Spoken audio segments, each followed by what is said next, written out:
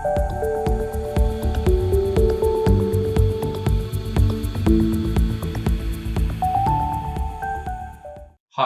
in this video, I'll be doing a feature demonstration on permission expiration granted by policy.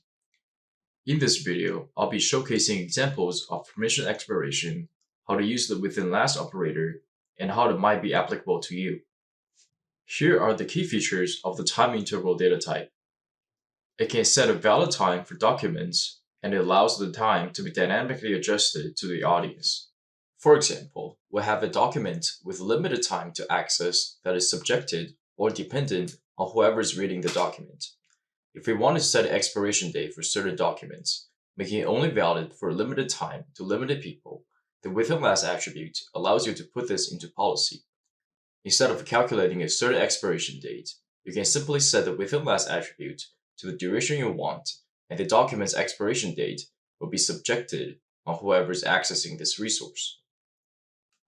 On my CloudAz here, I've created a component with an attribute of time interval data type called valid time with the short name time and operator within last.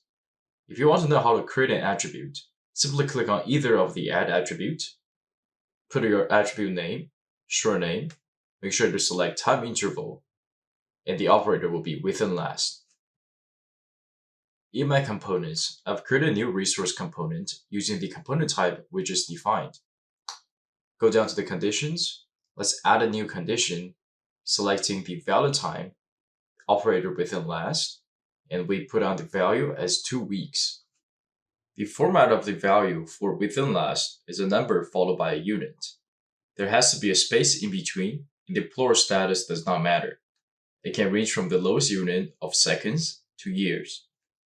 Here, I have created a policy using the component which is defined. On the back end, this attribute valid time is mapped to a date value.